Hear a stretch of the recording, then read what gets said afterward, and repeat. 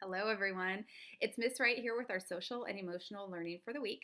And we are talking about social and emotional learning because it helps heal our heads and our hearts, and it helps makes us okay when we're not okay. So, one thing we're going to talk about today is apologizing. Apologizing kind of stinks.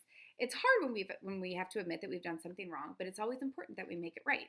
So, when you think about things you might have to apologize for, maybe you said something that wasn't okay, maybe you were physical, maybe you broke something on accident. Even accidents need apologies because people need to know that you care. So it is always about thinking about other people, which makes apologizing sometimes a little bit more challenging. So have a buddy. We're going to rope him in and we're going to bring in Ben.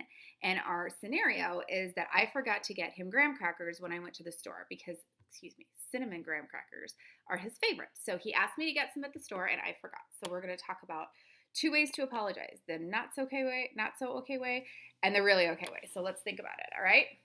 So here's Hi. Ben. Hi, Okay. I'm Ben. So, hey Ben, what's up? Nothing much. You just forgot my graham crackers. Oh, sorry. Oh, okay. So Ben, do you feel like I was sincere? Nope. Do you feel like I'm really sorry? No. Do you feel like I even really care? No. No. Do you feel like anything about that was real? No. No. So Ben doesn't feel good about that apology, and I wouldn't either.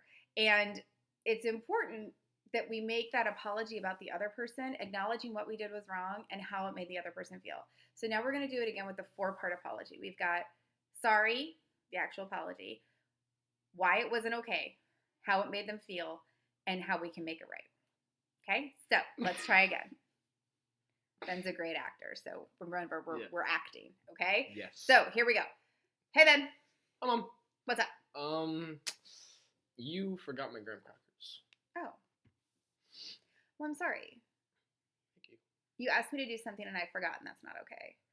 So that must have made you feel kind of sad and like I forgot about you a little bit. A little. Okay. How can I make it okay? If maybe you could go get some next time you go shopping, please. I will put it on my list so I don't forget. Thank you. Thanks, Ben. So, how do you think Ben feels now? Do you feel like I was really sorry? Yeah. Why do you feel like I was sorry? Because you told me why, what happened, how it made me feel, and just it makes me feel a little better that you came up to me and let me know that it wasn't the best thing to do. Yeah. I told him that I made the mistake. It was my mistake, but that I recognized how he felt. And then at the very end, the most important part is I asked him how I could make it right. So that's the big piece, is that I think a lot of people are forgetting when they do this apologies. Hey, I'm sorry I hurt your feelings. And then nothing. So I'm sorry I hurt your feelings. How can I make this right? Or I'm sorry I broke this. How can I make it right? Can I help you fix it? Or I'm going to replace it. It's important when we're doing those apologies, when we're trying to heal that relationship, we've got to put it back together. So think about that how I make it right part at the end is that glue that's going to put the relationship back together. Because anytime that you do something that needs an apology, you've kind of broken the relationship. Not forever and not permanently, but you do need to work to fix it and put it back together. And that's every relationship: teachers, your mom, siblings, your kids. Parents need to apologize just like everybody else. Friends, coworkers, peers, everybody, your people are going to mess up, and that's okay. And so what's important is that as you're acknowledging, hey, I made this mistake, but I want to make it right. So remember those 4 parts. We're going to have the actual apology, why it wasn't okay, how it probably made the other person feel, so that you're acknowledging those feelings, and how can I make it right. So we got to have those 4 parts, 4-part apologies.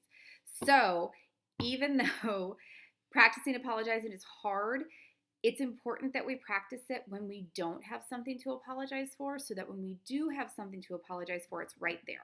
So think about maybe a scenario you can act out at home. It's kind of fun to act and pretend and do it the wrong way, and then do it the right way and see how much better the right way feels.